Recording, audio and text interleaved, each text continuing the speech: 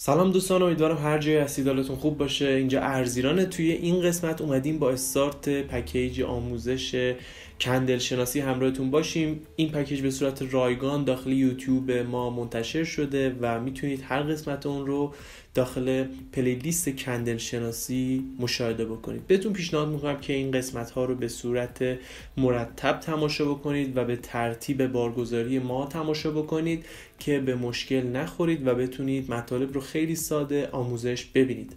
این آموزش به صورت 0 تا 100 هستش و از افرادی که هیچ چیزی در رابطه با کندل شناسی نمیدونن تا افرادی که اطلاعاتی نسبی در رابطه با این موضوع دارن میتونن از این دوره استفاده بکنن. پس اصلا نگران نباشید و همگیتون میتونید اطلاعات خوبی رو از این دوره به دست بیارید و کندل ها و الگوهای کندلی رو بهتون آموزش میدیم که جاهای دیگه آموزشش وجود نداره و میتونید از اینها بسیار بسیار استفاده بکنید. خب یک راست بریم سراغ آموزش کندل شناسی، ببینیم که این آموزش به چه صورتی هستش.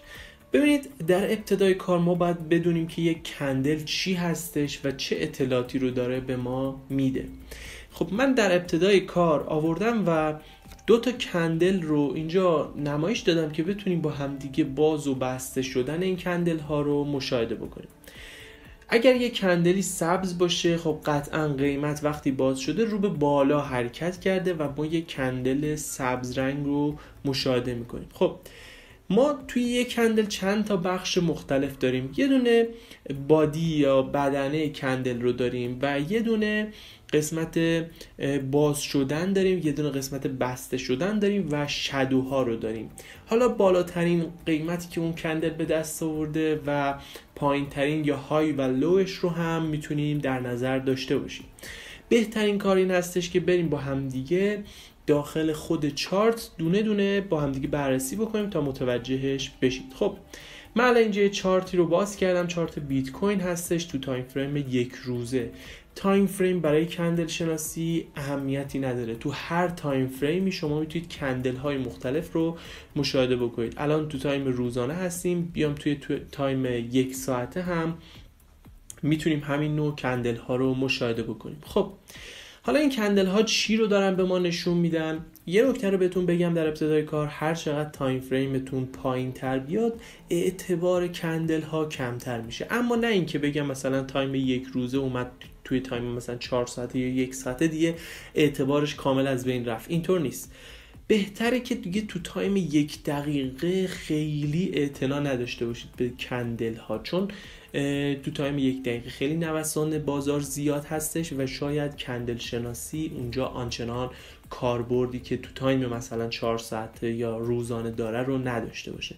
بهترین تایم برای استفاده از کندل شناسی نهایتاً تا تایم 15 دقیقه به نظر من میتونه باشه. البته میتونیم تا 5 دقیقه هم پایینش بیاریم، ولی کمتر از اون دیگه آنچنان معنی نداره. خب البته افرادی هستن که استفاده میکنن و سودهایی رو هم به دست میارن. خب بریم با هم دیگه کندل ها رو ببینیم. ما الان اینجا کندل های شمعی رو داریم، کندل هایی که به شکل شمع هستن. یعنی شما فکر بکنید اینجا بدنه شمع هستش و بالاش هم اون فتیله‌ای هستش که ما شمع رو باهاش روشن میکنیم. پس کندل شمعی که جایی گفتم متوجه باشید که منظورش این هست. کندل ها مدل های مختلفی داره، حالا هیکناشی و مدل های دیگه لاین و چیزهای دیگر رو بعداً بهتون آموزش میدیم. مدل هاش بسیار متفاوت میتونه باشه، میله‌ای داریم و الگوهای مختلف که حالا بیشترین کاربرد رو همین الگوی شمعی ساده داره که حالا هیکناشی رو هم بهش میپردازیم. خب ما اینجا چه چیزی رو داریم و این کندل ها چی رو دارن به ما میگن؟ در ابتدایی ترین شکل ممکن اول باید بفهمیم که هر یک از این کندل ها چیه. چطور سبزه، چطور قرمزه، این بالاش خطایی که وجود داره چی هستش. خب خیلی ساده است. ببینید کندل ها قیمت رو به ما نشون میدن، قیمتی که باز شده، قیمتی که بسته شده و جایی که اون قیمت تو اون تایم نوسان پیدا کرده. ما با توجه به تایم فریمی که انتخاب میکنیم کندل هامون تغییر پیدا میکنن. الان هر کدوم از این کندل ها داره 1 ساعت رو به من نشون میده، چون تایم فریم من تایم فریم 1 ساعته هستش. اگر تایم فریم من رو روی 30 دقیقه قرار بدم، تایم فریم من تغییر کرده و کندل ها هم برای من تغییر پیدا میکنه، نه اینکه شکلش عوض بشه. کلا بررسی میکنه که توی اون 30 دقیقه کندل کجا باز شده، کجا بسته شده و بالاترین و پایین‌ترین قیمتی که اون کندل داشته چی هستش. پس متوجه شدید هر کدوم از این کندل ها با توجه به تایم فریم شما مشخص میشه. پس اگر ما توی استراتژی داریم میگیم که استراتژیمون تو تایم مثلا 5 دقیقه هستش، ما تایم فریممون رو روی 5 دقیقه قرار میدیم و اون یعنی اینکه هر کدوم از این کندل ها 5 دقیقه طول کشیده که باز بشه تا بسته بشه و بعد از اینکه 5 دقیقه گذشت کندل بسته میشه و کندل بعدی باز میشه. متوجه شدید؟ پس وقتی میگیم مولتی تایم فریم هستش، یعنی شما تو تایم فریم های مختلف این کندل ها ازش استفاده بکنید. وقتی میگیم تایم فریم 1 دقیقه مثلا نوسان زیادی داره، دلیلش این هستش که کندل ها تغییر پیدا میکنه. خب پس این رو هم متوجه شدیم. کندل ها این خط و خطوطشون چی رو دارن به ما نشون میدن؟ بریم با هم دیگه مشاهده بکنیم. ببینید الان اینجا ما یه کندل سبز رنگی رو داریم مشاهده میکنیم که خب بالاش یه خطی وجود داره، بغلش هم یه کندل دیگه باز شده. ببینید وقتی این کندل رو داریم میبینیم که سبزه، یعنی از این قسمت پایینی کندل باز شده، شروع اون 1 ساعت بوده و وقتی میبینیم اینجا کندل سبز و بسته شده، یعنی تایم 1 ساعته ما تو این نقطه بسته شده. حالا چرا رنگش سبز هستش؟ دلیلش این هستش که از نقطه‌ای که باز شده بالاتر بسته شده. اگر شما یه مقدار خیلی کم هم کندلتون بالاتر از قسمتی که باز شده بسته بشه، رنگش سبز میشه و برعکس اگر از جایی که باز شد پایین‌تر بسته بشه، رنگش قرمز میشه مثل این. حالا ما اینجا میبینیم که این کندلمون بسته شده. این خطی که بالاش وجود داره و پایینش وجود داره چی هستش؟ چرا یه سریاشون خط ندارن مثل این؟ اصلا هیچ خطی نداره. خب ببینید این خطی که داره به ما نشون میده این هستش که کندل تا کجا قیمتش بالا رفته و تا کجا قیمتش پایین اومده.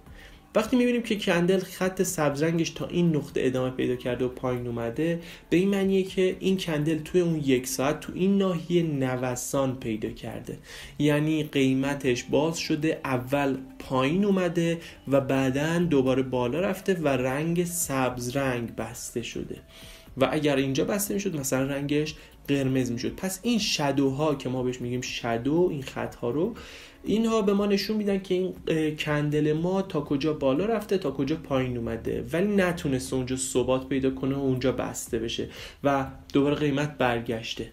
پس این خط ها رو هم متوجه شدیم. حالا کندل ما اینجا بسته میشه، کندل سبز رنگ ما هستش و کندل بعدی ما دقیقاً از نقطه‌ای که کندل قبلی بسته شده باز میشه، یعنی همین جایی که شما دارید کندل بعدی ما که قرمز هست رو میبینید. خب میبینیم که اینجا کندل قبلیمون سبز بسته شده و کندل بعدیمون تو این نقطه باز شده و قیمتش پایین اومده، پس قرمز هستش همونطور که دارید مشاهده میکنید و تا این نقطه پایین اومده، شادوش تا این نقطه وجود داشته و بعد دوباره یه مقدار برگشته به بالا و تو این نقطه اون 1 ساعت ما تموم شده و این کندل بسته شده و رنگش رو هم دارید مشاهده میکنید که قرمز رنگ هستش. دوباره وقتی که این 1 ساعت گذشت، اینجا کندل قبلیمون که بسته شد، کندل بعدی دقیقاً بغل اون باز میشه و حالا این دوباره قیمتش بالا رفته، حالا یه مقدارم پایین اومده، دوباره بالا رفته تا یه ناحیه‌ای و بعد دوباره پایین اومده و تو این نقطه توی 1 ساعت بسته شده و همینطور که دارید مشاهده میکنید به همین منوال وجود داره. اما یک سری مواقع میبینیم که لگ‌هایی افتاده و یک سری اتفاقاتی افتاده که ما میبینیم یک کندلی دقیقاً بغل کندل قبلی خودش باز نشده. وقتی نوسان قیمت توی بازار خیلی زیاد باشه این اتفاق میتونه بیفته و با یک گپ قیمتی اون کندل بعدی ما باز میشه، یعنی نوسان قیمت اونقدر بالا بوده که حتی تو اون ثانیه هایی که کندل بعدی داشته باز میشده قیمت بالا رفته و اون کندل با فاصله نسبت به کندل قبلی خودش باز شده. این رو توی ارزهای کم به قولی میتونیم بگیم نقدینگی کمی دارن، خرید و فروش کمی توشون اتفاق میفته، زیاد میتونید مشاهده بکنید. حالا این رو توی بورس هم شما میتونید مشاهده بکنید به وفور، توی فارکس هم میتونید مشاهده بکنید. اما اگر نقدینگی خوبی داشته باشه اون ارز خیلی خیلی کم این رو مشاهده میکنید. اما تو بورس میگم زیاد هستش این مورد. همونطور که دارید میبینید توی بیت کوین خیلی خیلی منظم و مرتب هستش و این مورد رو مشاهده نمی‌کنیم زیاد. خب بریم سراغ این که ببینیم این کندل هامون میتونه به چه صورت‌هایی استفاده بشه و چه منافعی داره که تو قسمت‌های بعدی قراره بهش بپردازیم. ببینید کندل ها توی چارت به ما این امکان رو میدن که ما قیمت رو بخونیم و متوجه بشیم که قیمت داره به کجا حرکت میکنه. این کندل ها به ما کمک میکنن که بتونیم چارت رو تحلیل بکنیم. اکثر افراد، نمیتونیم بگیم همه افرادی که دارن داخل بازارهای مالی فعالیت انجام میدن، دارن از این کندل ها استفاده میکنن برای اینکه بتونن چارت رو بخونن و اینها داره به ما قیمت لحظه‌ای بازارها رو نشون میده.